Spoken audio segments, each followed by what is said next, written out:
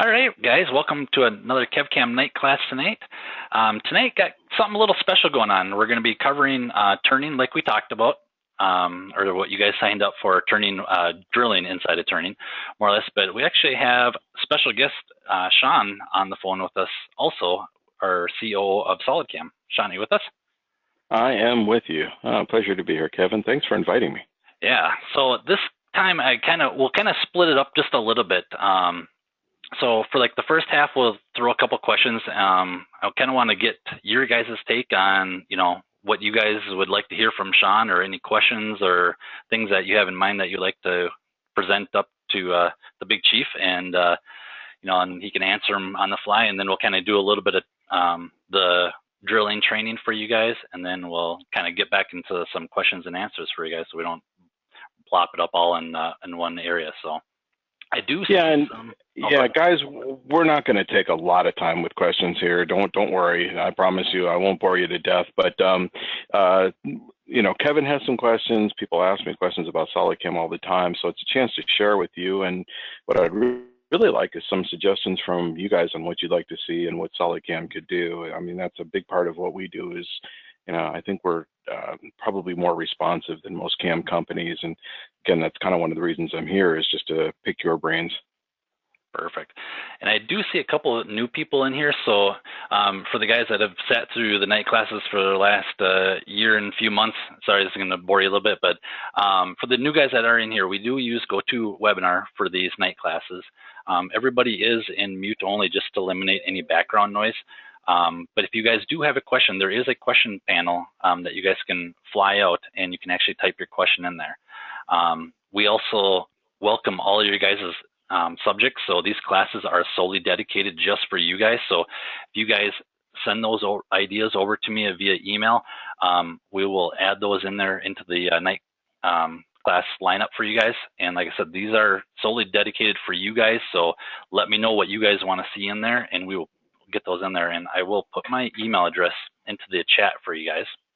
And then also, every night class is recorded, just for reference for you guys. So you guys can actually go to YouTube and type in KevCAM or SolidCAM University, and all the night classes are recorded, and also do some quick, tips and tricks in here, just some 3 to 10 minute long videos in here on how to do a lot of stuff inside the software. So if you guys come here, just hit the little search icon right here and search through the channel right here to see what you're looking for. And if you guys can't find what you're looking for, shoot me an email, and we will definitely add a video in there for you. So, or find the video that you're looking for. So.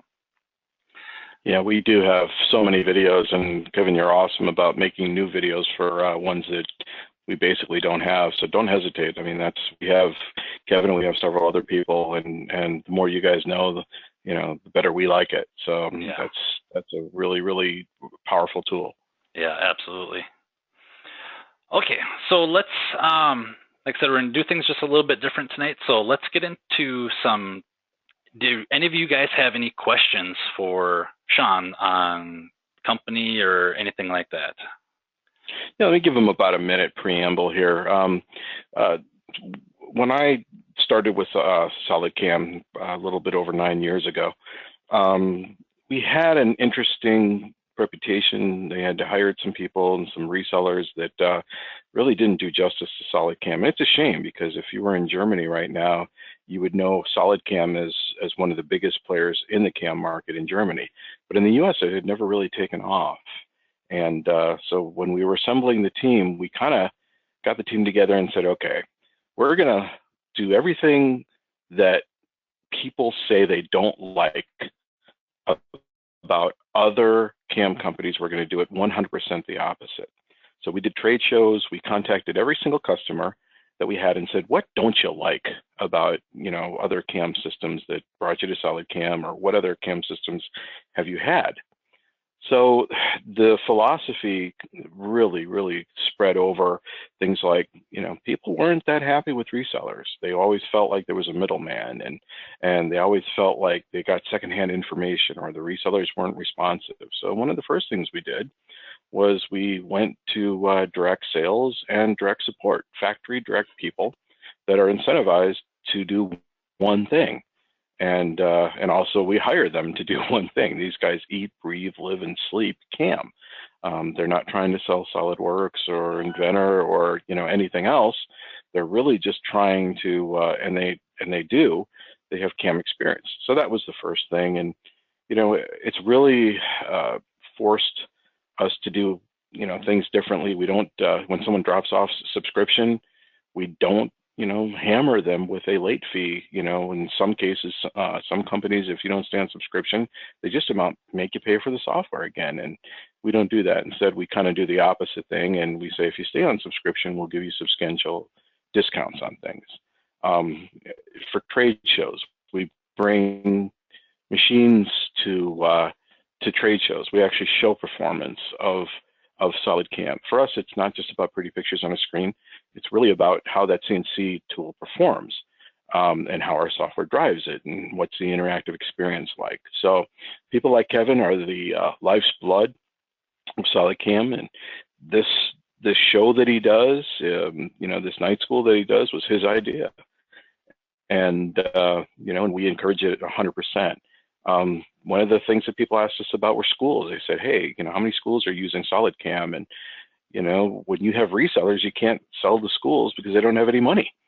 So it's a little bit of a tough thing. And, we decided that was another thing, is we're not going to make money on schools. So if you guys have any schools that you work with, or you want to have students available, just let us know, and we treat them like paying customers. Again, you can't do that with a reseller because they're 100% sales driven, but we can do it because we're direct. So, and we have nearly 500 schools now that we give licenses, usually anywhere from 20 to 100 seats, borrowing licenses. And again, we treat them like paying customers with post processors. Kevin will tell you he spends a lot of time with the schools, and in some cases, we're teaching the teachers. Yep. And so those are the philosophies. Sorry to get it long-winded. I'm known for it though, but those are the philosophies, and it's really done everything. It's really made us do as much as we can differently. So if you have suggestions, that's the other thing, is I do have a core group of people that I take, my own, SolidCAM customers that I call constantly and bug the crud out of, and then I listen to the ones that are talking to Kevin, and Kevin will tell you, we have a weekly meeting where we go through suggestions, and for course content, we give out hats and we give out t-shirts, and I don't know, I think we operate the way that I would want a company to operate if I was their customer and I was trying to run a manufacturing company. So Randy's got a question for you. What's the next big item the company is working on?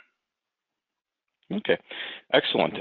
The next big item, and I hope it's no secret, is Swiss. We, iMachining is very well vetted, and it really turned the industry on its ear. So that was our claim to fame. Actually, our original claim to fame was we were one of the first integrated CAM softwares running right inside SolidWorks, and then later Inventor. We got the jump on a lot of other systems. We weren't the first. That was CAMWorks. They were the first in SolidWorks, but we were the second, and a gold partner. We've been a gold partner ever since. So it was the integration, and then it wasn't enough to be integrated. You had to have something called iMachining, and we were fortunate to have an incredible amount of people that, they write algorithms when I can barely spell their names. I mean, they're really good. Worldwide patents, things like that. So, now iMachining has been, at least the message has been copied very thoroughly. Everyone says the same thing, that, they have the same thing. Well, we know better, and we do show that on machines and live cutting webinars and everything else. And we know that there's no substitute for iMachining, but that seems to get a little bit crowded message. So our next thing was, the last couple of years, we've really stepped up our game on mill-turn and multi-axis. If you look at what's selling right now in terms of machine tools, which we keep a close eye on, I mean, we have great relationships with the machine tool manufacturers and dealers, and we ask them all the time. And we said, hey, what's selling? And if you look at it, what's really selling are these complicated, complex machines that do everything. They have bowling alley chandeliers, and you name it. Hacksaws built right into the things. It's incredible how diverse they are. They're complicated. So we've really upped our game with these mill turns and the multi-axis. So now, the next thing is Swiss. Now, how popular is Swiss?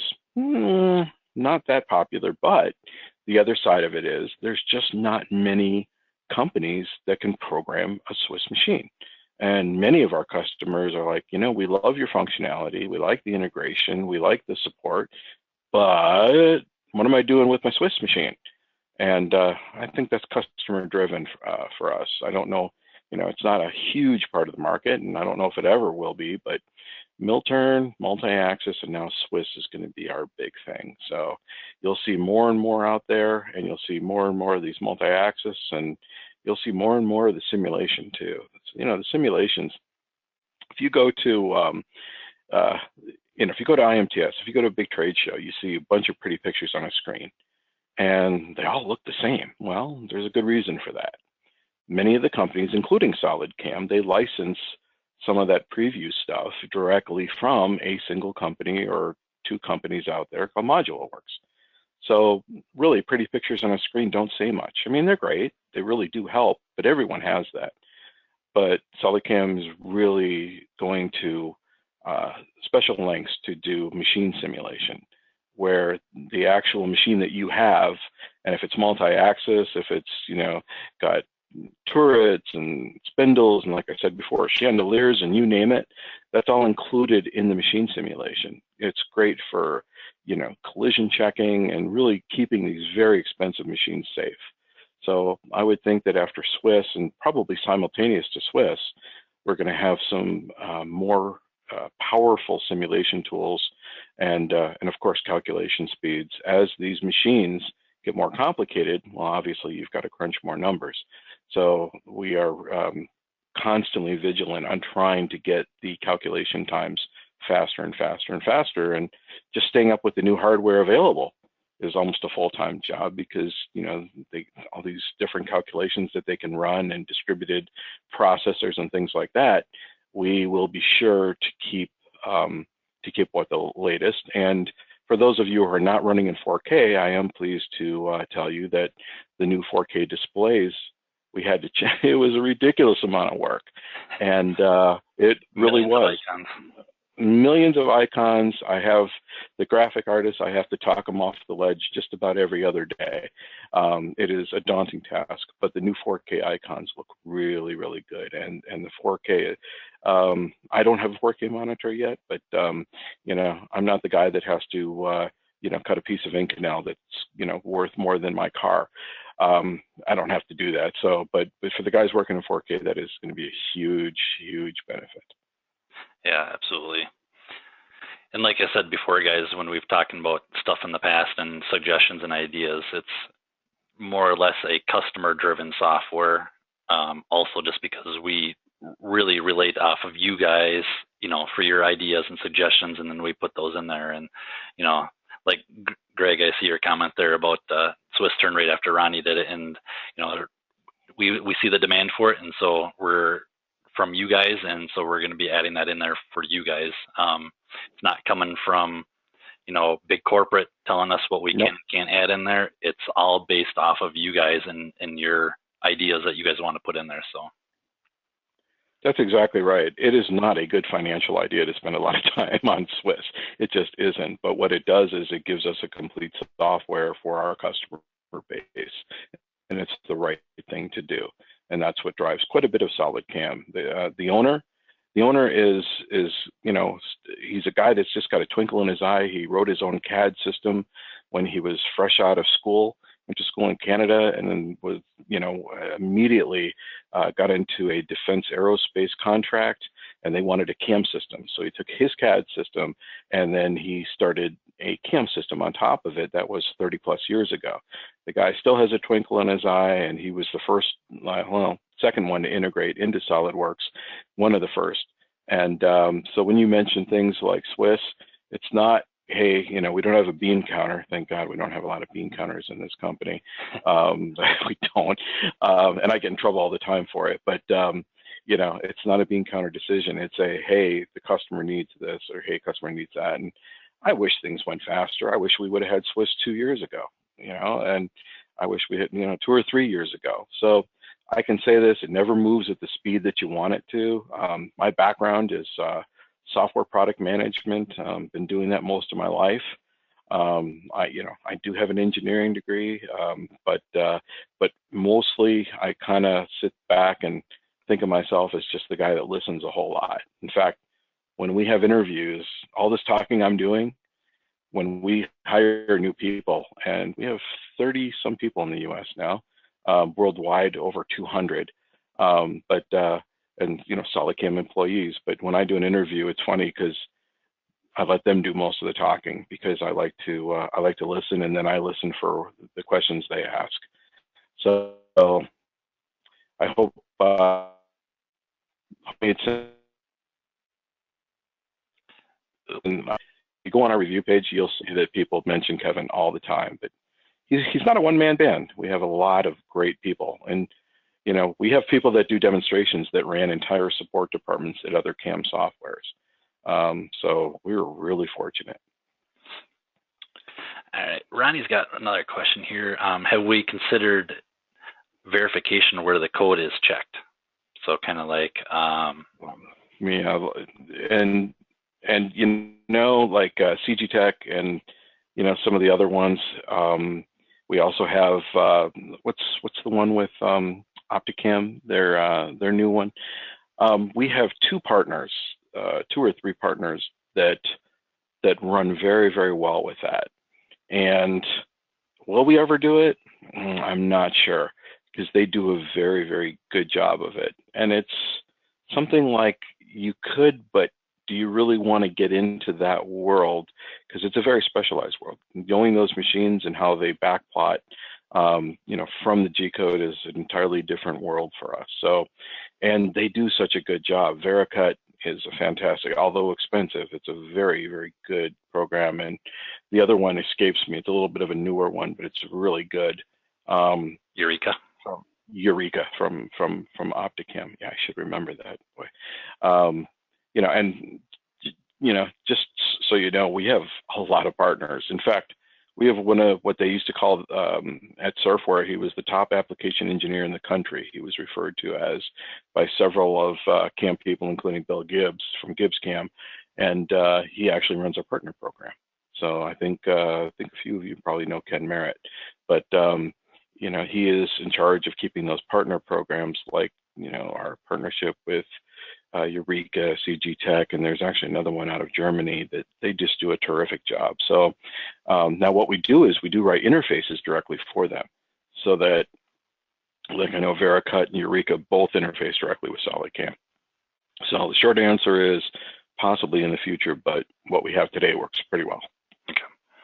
Yeah, and Ronnie was just saying the integration is just a little tough with Eureka right now, because he does 718. Say I do right 718, and verification is a great stress relief.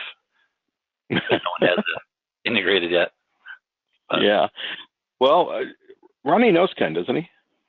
That would be something that he should definitely. Yeah, I've heard that name several times. So I think that the best thing to do is to keep a bug in Ken's ear on that, because he kind of heads up the whole OptiCAM, and they do our wire EDM as well. And people ask us about that, and I'll be real upfront. And yeah, we do have wire, but so does MasterCAM, and so do all the other CAM companies. They do wire. But you know what? To be good, you have to devote your life to wire. You have to devote yourself to those machines, because each machine has its own specific sets of commands and controls and constraints. And to keep up with that, what we hear from customers is that the other wire products from the mainstream CAM providers are not good. They're not kept up with, and they're frustrating. And that's why we have a company like OptiCAM doing our wire for us. Again, we know what we know, and we know what we don't know, and they'll do another. So it's a great product. But yeah, all the machine tools, lots of tool manufacturers, cutters, we do, you name it. So yeah, and if you guys are ever looking for, that's a long answer, advice on tooling, tool holders, third-party programs like that, let myself or Ken Merritt know, and I'll get you guys in touch with Ken Merritt. And he is he's a man of tons of knowledge, and he's been. Well, you guys have met him on the night class a couple of times now. Like Shawn was saying, kind of our partner program, so he can kind of point you in the right direction of, how we're kind of doing with computers too for you guys. So trying to get everything squared away to make your guys' life as easy as possible for a programmer. Yeah, and our guys don't get kickbacks. This is totally, what's best for the customer, what works. And you have to understand, Ken is out cutting. Even though he's a partner manager, he does our live webinars, he does our trade shows, he goes to customer sites, he does research and development for vertical markets. I mean, that man is busy. And in his travels, he works with, you name it, the different machines out there. He does on-site training. The different machines out there, he has experience with a lot of different machines. And if nothing else, he's a good person to just to get an opinion, as Kevin is too. But Ken, Kevin, Darren, any of our guys, they're not just desk jockeys. They are guys who get out and cut. I can tell you that Ken even has a few patents on cutting tools.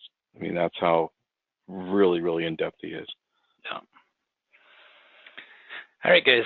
Any other questions for Shawn? I think I've been talking long enough, Kevin. Why don't we get into your side of things, and then afterwards, guys, if you have questions, that's what I'm here for. And I would love, as you're watching Kevin go through his stuff, I would love some ideas, for, we do promotions, we do live webinars, we do live cutting at trade shows, but if we're missing, and I always feel like we're missing something, I never feel like, and we have grown dramatically in 9 years. I mean, we've had many years where we just doubled the previous year in sales. And like I said, we're over 30 people now. We started with, 3, actually 2, and then we hired one right away. So I guess you could say 3. But so we've grown just dramatically. But I'm of the mind that we are missing quite a bit, that we just don't have all the answers yet. And we'd love to hear from the customer. So as you're watching this, please chime in. Perfect. All right, so like I mentioned last week, for those of you guys who were here last week, we are going to be covering turning inside or drilling inside the turning operation here. Very simple, easy. There's not much here, and that's why I wanted to bring Shawn in on this one too, just because there's just not much going on here. It's very simplified, very easy to do, but I got just a very simple basic part here. It's actually a threaded part with 1/4-20 threads inside there. So we'll be cutting this part tonight. Now, one thing that gets a little confusing every once in a while for some customers is, what drilling do I pick? So the difference between turning drilling and milling drilling are completely different. If we're doing turning drilling, it's only going to be right on center of that, where your coordinate system is, because it's your center of revolution. Now, if you guys wanted to drill a hole up here or a different spot on this face or on the outside, that's where we're going to utilize your mill turn. And we'll be covering this in the upcoming classes on how to do that. But when you guys go to add a new operation, if you guys are trying to do a drilling around the outside anywhere other than the exact center of that part right there, then that's going to be adding your milling operation and then going down to drilling. But since we are just doing turning, that's going to be just drilling by itself right here. And you'll notice there's nothing on the screen anymore, just because the drill is only going through the center, and that's the only path. So we don't even have to pick our geometry. It's automatically knows to go right to XY center. So for this first one right here is, we'll just do a simple spot drill. I'm going to select our tool here, and I got our tools set up for us. So we're grabbing a 1/2-inch spot drill here. We're orientated in the correct direction. Levels, like we talked about in the last couple of weeks, you got your safety distance, where that safety kind of comes around, and if you guys need to add a custom one in there, that option is there for you. And then technology, where all the goodies are. Inside here is, what do we want to do with that spot drill? Well, since we're just wanting to do a chamfer on there, more or less, and a start position for that drill, what we can do is we can do a drill start.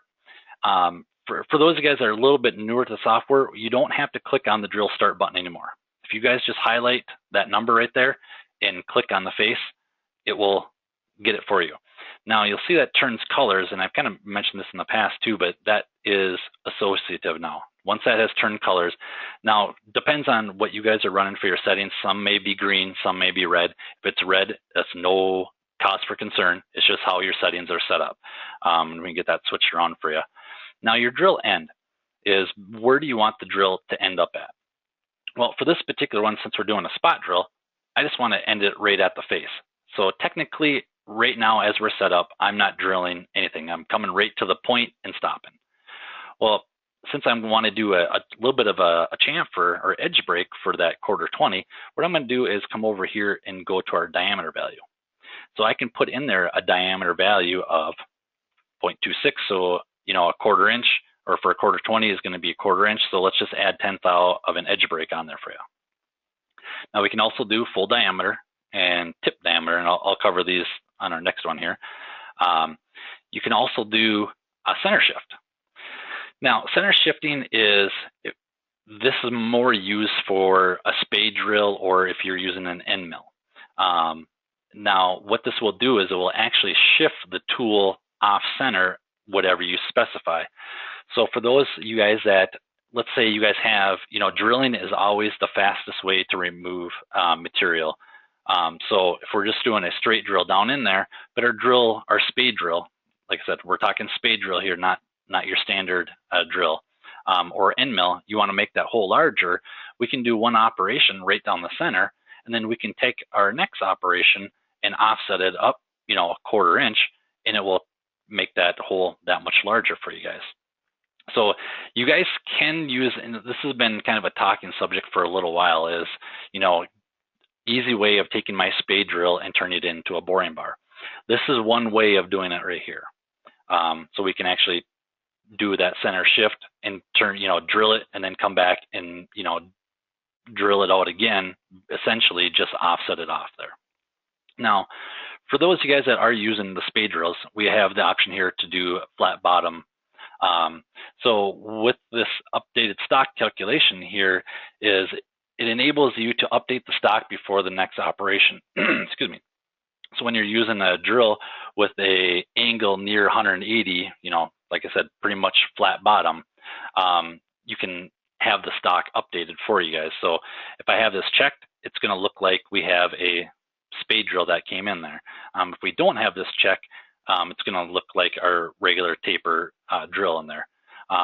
So you guys don't have to specify a specific spade drill with the shape of the angle at the bottom. You guys can just pick any drill and we'll just call it a spade and use this option. Now, if you just need to go a little bit farther past, we can do the offset option right here and go a little bit farther past to accommodate for that updated stock. So, and then the drill cycles. So we have, now this is going to be more dependent on your post more than anything. So what you guys seen here is going to be dependent on the post. We may have, you know, like it shows right here, simple drilling, drill with dwell, pecking, tapping, and boring. Some of you guys just may see just standard G code in here of what it's doing. It will show the motions, but instead of saying peck, it will have a G code in there for you. So for this particular one, we're just doing a spot drill. So we'll just leave it at simple drill, and we're done. Link, we've talked about this in the past. Where do you want your approach point from? Right safety corner, left safety corner, whole slew of options for you guys to approach into that part for you. So just do a save and calculate, and go ahead and do a simulation here. So coming in there with the spot drill, you can see where our material needs to be removed. We got our vice jaws in there, or our chuck in there. Single step it, and you can see we cut into our corner just a little bit as a relief going in for those threads. So we got our spot drill in there. So easy enough, no reason to go exit the operation. We can just do a save and copy. And now I'm just going to switch my drill. And it's going to be a 201 drill because we're going to be using a 1/4-20 cut tap. Level's going to be the same for us. Now technology, this is where I need to change up my drill endpoint because obviously I need to go a little bit deeper than 0 and going to a diameter of 0.26. So what I can do is I can just go off of my drill end right here, highlight it, and here's my drill point. So I can click right there. My number automatically calculates for me. And I'm going to do tip. Or if I want to do full diameter, I can change it to full diameter, but I want to update this. So the full diameter would be right here for that. So completely up to you guys, how you guys want to do it. If you guys like to kind of go inside there and pop down in there and click on the point down there or on the edge, you can also do that just as well. So I'm just grabbing through ease of use right here of, since my target envelope was created with that hole in there. So, and for this particular one, we'll just throw a 100th thou peck in there. And like I said, this all depends on the post processor of what you guys have. So for this Haas, I think I have a SL30 right here. These are my options for that. I got a step down, doing a full retract. You guys may have a whole slew, depending on your machine, of what cycles that you guys can do in here. So for this one, we'll just do a 100th thou. Okay. Save and calculate. Let's just get a sanity check to make sure we're going the right amount. And you can see my updated stock right here. So here's where we left off before, and then we need to keep drilling in. So if I just single step it in, and you'll see we're starting our pecking process here. And we're done. Simple as that. Now what we could do to eliminate, since we did go, that first initial peck really didn't take much at all just because we went a little bit deeper with that spot drill. What we could do is do a delta shift and do a negative, maybe 50 thou in there. So for that first initial peck, we're not just cutting air. So that's why these delta values are in here. If we need to go just a little bit farther past or a little bit further out, that's what these areas are for here. So now we just have left is our tapping. And we'll just switch over to our tap. Go to our technology. It already knows that it's a tap, so it's automatically going to pull up the tapping cycle. Now for this one, I don't want to go to full diameter right here because we're going to really be running into some compaction with chips getting down in there. So what I'm going to do is switch it over to tip and just stay right to that point right there. So my tip of my tap is going to go right to where the full diameter left off. So that will leave some room for chip compaction in there as you guys are cutting the thread. So we can go ahead and simulate this here. And let's go to turning. And so you can see, I told it to go to the tip right there, coming in there, cutting our threads, and coming out. Now we just have a slight little bit of an edge break on there. So I guess what I could do is kind of come back to my spot drill and instead of maybe doing a 0.26, so that's going to leave 5 thou edge break per side. If I do a 0.27, it'll leave us a little bit more edge break, but easy enough. Just come in here and let's change this to 0.27. Now you guys will notice that it will automatically prompt to do a calculation on these bottom ones. And the only reason it's doing that is in turning, it's all based off of updated stock of what's going on. So since what we did is we changed the stock model of that spot drill, these bottom ones will need to be updated. So just right click, calculate, and now we'll go ahead and simulate this last operation here. And I can see if I have a large enough edge break. So we get over here. Now that's much more than what we had before, well, double what we had before. So, all right, George, I see we got a question here. So center shift is always going to be in the X. Yes. Well, it's going to be X or Y, depending on the machine. If I go over here and we'll just shift this one. Actually, I'll just make a copy of it. And then I'll drag this down to the bottom of our list.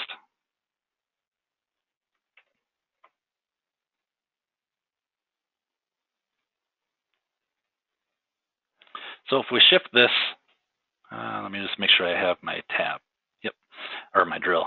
So if I shift this over 0.25, so it's going to be in the X direction. So you can kind of see, get a little bit of a sanity check to see where that's going. Now, like I said, depending on the post, more than anything on the turning and mill turn side of things, it might be in the Y direction, but from what I have seen and what I've tried using the end mill to come in here and make this hole larger, it is going to always be in the X direction for you. So hopefully that answers that question for you guys. Any other questions, guys? Like I said, this is, I think this is about our easiest class we've ever had. Just not a whole lot in here with the drilling. Like I said, it is, just don't get it confused with, if you guys are trying to drill a hole, you know, on the outside diameter, that's going to be mill turn. And we'll get to that in the upcoming classes, or, you know, over here, because when we do turning, this part is going to be spinning. It's not going to be stationary coming in there with live tooling. So, all right, I don't see any other questions. Did anybody else think of any questions for Shawn?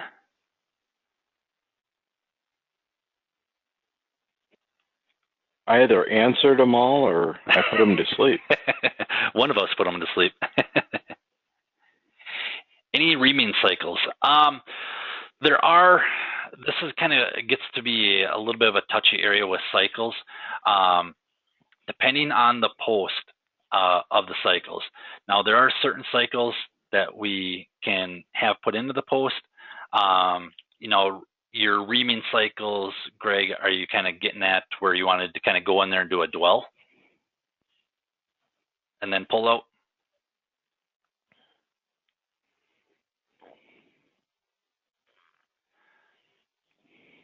Just waiting for him to write back here. Or stop and pull out. Yeah. So we have the dwell right here to kind of accommodate those reaming cycles. Now, this is just going to be a single dwell cycle in here. But with our posting, we can add that in there. So what we can do is add more options in here for you. And like I said, this is all kind of, we lean on the post team a lot on this kind of area, of just because for us to create a post processor for one machine is, or for one post, and expect 3 different machines to run on, just is impossible. So a lot of it is based off of the post process. So we can add that stuff in there, add more options in here for you guys. So. And what's in the link below it? The link right here. Yeah, that was the question. So, James, this link is your approach point. Where do you want it to start, the tool to start from when it's in its home position coming down to the part? So normally in your link section, if you guys are familiar with the milling side of things, is the link is where you have your lead in and lead out. Kind of same point right here. So if we don't want to have any, I'm just going to come straight down in there. We can do a direct. We can just have it come only in Z. So it kind of positions over here first and then comes down in Z. So as it sits right now, if this, you know, if we're sitting in the spindle and the turret's over here, it's going to come down kind of from the right safety corner at the angle, come up to this point, staying that 78th thou away, and then start feeding into the part. So that can answer your question there, James.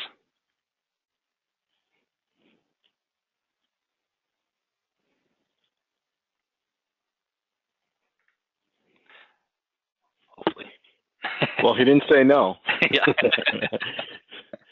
Yes, okay, perfect.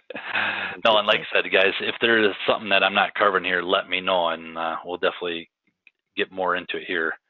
Like I said, I just apologize. There's not a whole lot inside of the turning, or the drilling. They've made it very simplified, easy. It's kind of how a lot of the turning is, you know, simple, easy. We know it's easy to, you know, create those cycles right on the machine, so we have to be able to make this as easy as possible for you guys to use too. So it's a quick go-to. But all right, don't see any other questions. Anybody else got any other I questions? have a question for you. Shoot away. When are you gonna use that go to hero, go to pro to shoot machine? Do some live cuts? Yes. It's got to come up in the future. I know we've talked about it with some of these guys that have been in here for quite a while, but like I've said before, that with these classes are for you guys. It's not for me. It's not for anybody in the company. It's just to help improve you guys. So that's a great point, Kevin. So we should ask him, would there be any value? And Kevin, actually, he does have a GoPro and the helmet and the gimbal and you name it. Would there be anything that you'd like to see, or do you know of anyone that maybe could benefit from having Kevin do a machine setup, or you name it? I mean, again, the benefit to our team, that I think the biggest benefit, is that these guys are all machinists and not afraid to get their hands dirty. Oh, absolutely. And it kind of brings up a good point too, is, Shawn, when you hire a technical person, what are you looking for as a technical person? That's onto the team. Really simple. I don't want a keyboardist. I am not looking for someone that spent their life on the keyboard and knows every in and out of every program. And believe me, I get a lot of application, for jobs. We always have openings and things like that. And I get a lot of resumes, and I talk to the people. And more than anything else, I'm looking for a guy that,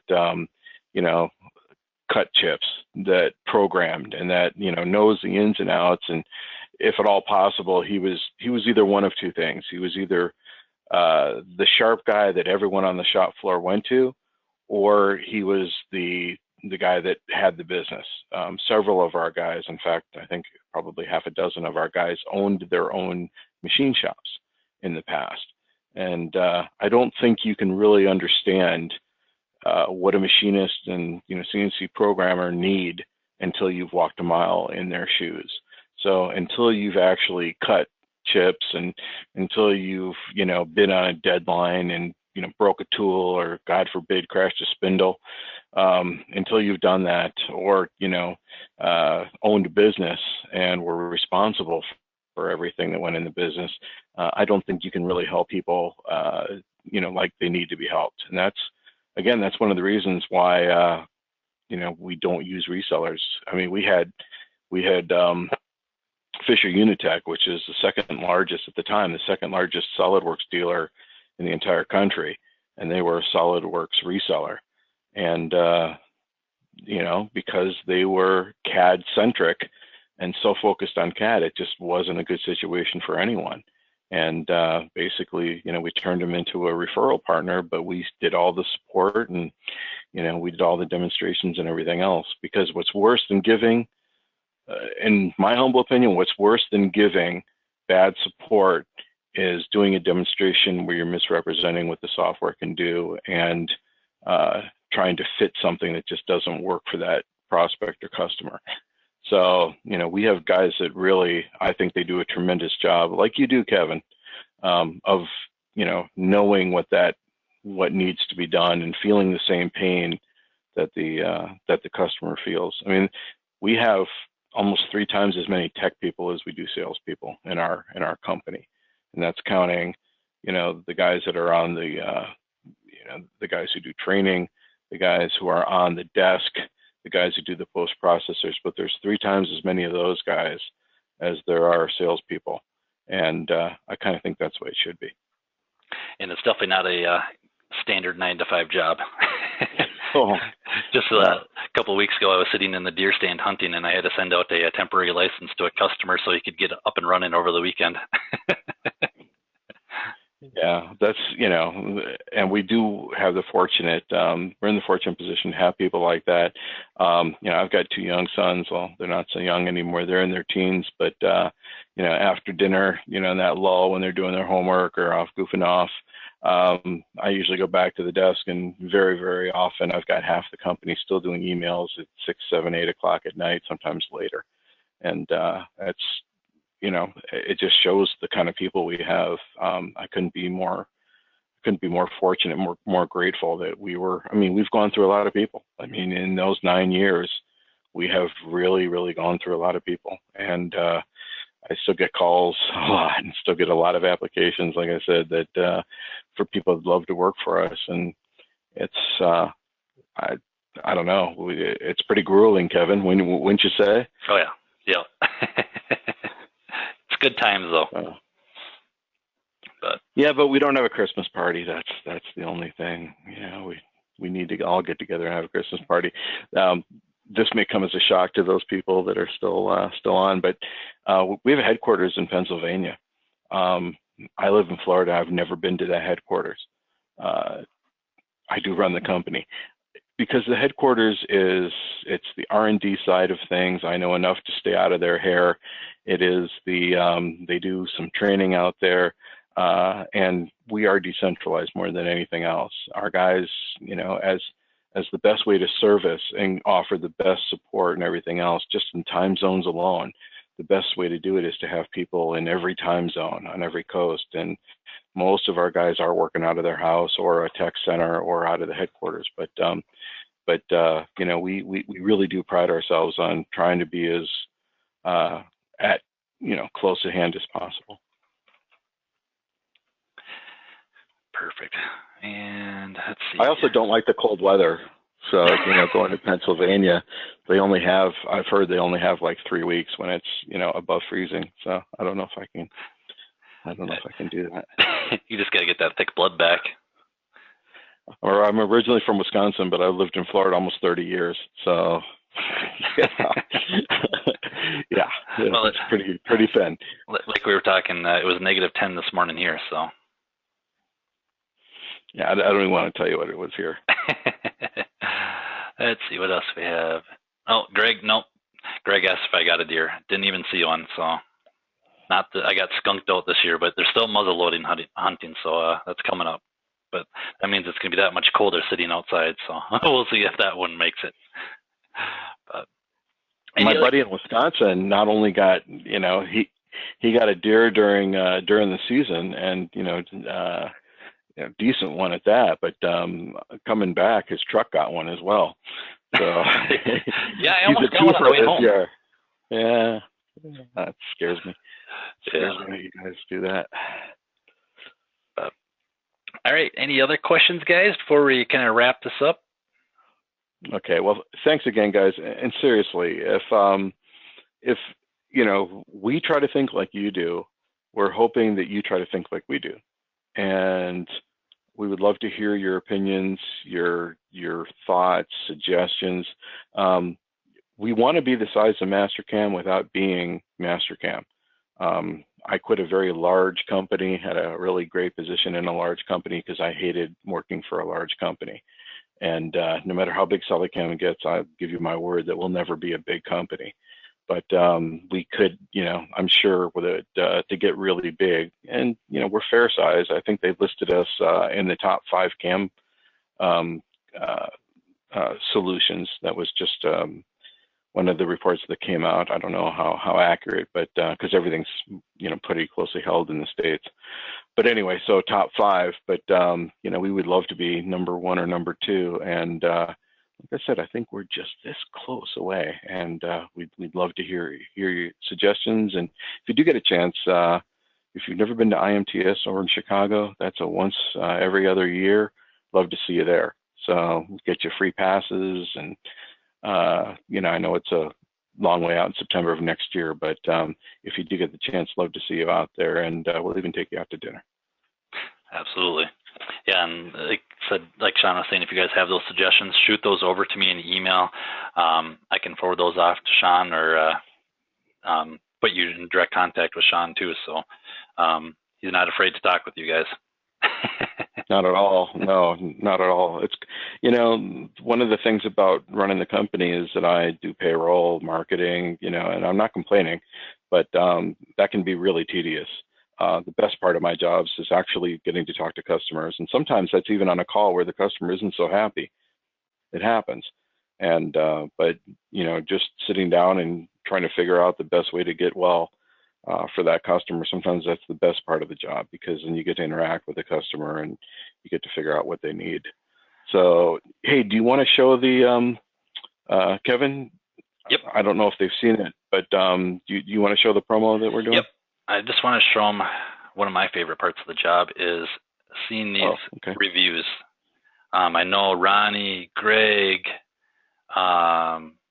George, a lot of you guys have put in these reviews, and seeing these come through may not look like a whole lot when you guys write it, but seeing these, and Shawn is the first one to see all these reviews on what you guys write in here, and this is definitely very rewarding. So I can say that this is why our guys do it more than anything else, because they could make more money probably cutting chips, but they really, really, really like the way that our customers use the software. They get a kick out of being part of how the success. They get a kick out of educating the customers, and some of them, of course, get a kick out of just creating new functionality in in SolidCAM. The stuff that I've seen, one of the focus, and I didn't mention this earlier, but one of the focus is just to make selection of geometry that much easier and that much better. And we've all been there, where it's, you have a whole bunch of different, features that you want to cut, and you sit there and it's like just copious clicking, or, and that can be tough, but they're doing some really nice work when it comes to,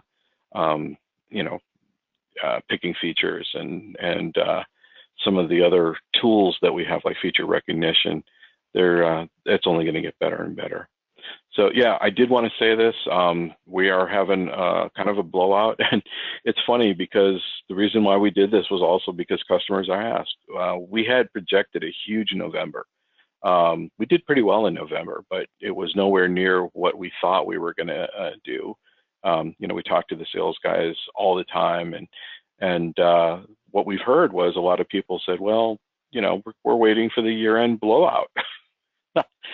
So we were really planning on a year-end blowout, but headquarters kind of said, okay, what kind of numbers can you do? And we told them. So it's the biggest discount I've ever seen for SolidCAM. And so this is the one for being a customer, but we have ones for prospects as well. But I thought this one would be applicable. And this is on-site training, any SolidCAM product. It's 28% off. And why is it 28, not 29? Because headquarters wouldn't allow us to do 29. That's the clearest answer that I could get, because I kept going, hey, come on, let's, because we had done 25% right before IMTS 2 years ago, and that was the highest we'd ever done, and we actually did. So if you can take advantage of it, that would be great.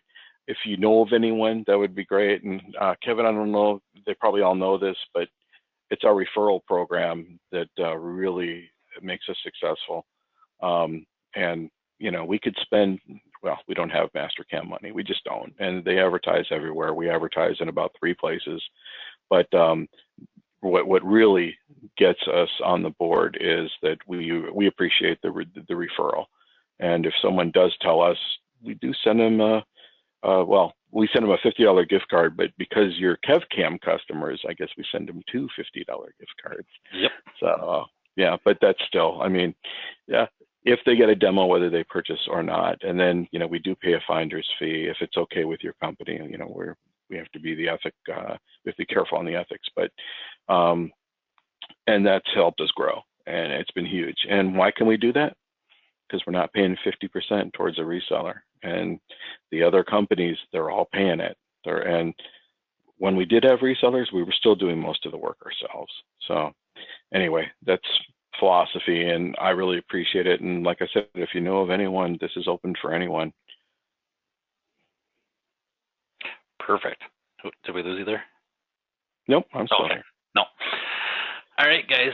If we don't have, I don't see any other questions in here. So yeah, like Shawn was saying, if you guys have something that you guys are kind of teetering on the fence about taking advantage of that. And like Shawn was saying, largest one we've ever had. But and keep those ideas coming to me. I just got one from International just this week. So we'll be doing, he was actually asking about the difference of what facets, tolerancing, and all that stuff we'll do. So we'll actually do a night class on that. But I can't thank you guys enough for, sitting through the night class, going through this and, learning something here. And I have just much fun just teaching it as you guys do, hopefully, learning it. So hopefully you guys get something good out of it. And I would say it just occurred to me that if you guys do something that you think is cool and that may be a little bit, off the beaten path, and you wouldn't mind sharing it, I think we would love to have a guest speaker on KevCAM. Oh, yeah. So, if you're doing something with SolidCAM, or even something just, on the tool side, or, something CNC related, obviously, we don't want to see pictures of your vacation to, the Grand Canyon, because I already see Kevin's pictures of of those vacations. Yeah. But no, I'm teasing. But seriously, if you do want to be a presenter on KevCAM, we'd love to have you. We'd make it worth your while. And boy, that would be neat, because again, we don't know everything, and you're probably doing something that's incredibly cool. And if you're willing to share it with the rest of the people, then they could do something that's incredibly cool. Absolutely. Well, perfect, guys. Well, like I said, thanks again for joining on a Tuesday night here. And like I said, appreciate attendance, and any questions, concerns come up along the way. You guys all have my email address. For those of you guys that are watching this on YouTube, my email address will be down in the description of the video. So shoot those ideas, suggestions, questions, shoot those over to me in email, and I will get those turned around for you guys as soon as possible. And other than that, we will see you guys next week, and we will be covering, I forgot already, threading. So doing thread milling. So we're going to be covering national pipe taps, standard tapping. We'll do some metric tapping in there, all to do with threading. So we'll hopefully cover a lot of different threading options for you guys and questions that have come up in the past. So get those all answered for you in a night class for you. Well, thank you for doing this, Kevin. Thank you for having me, and thank you to the attendees. We really do appreciate you, one and all. Yeah, absolutely. All right, guys. Thanks, Shawn. Have a wonderful night. Bye, guys.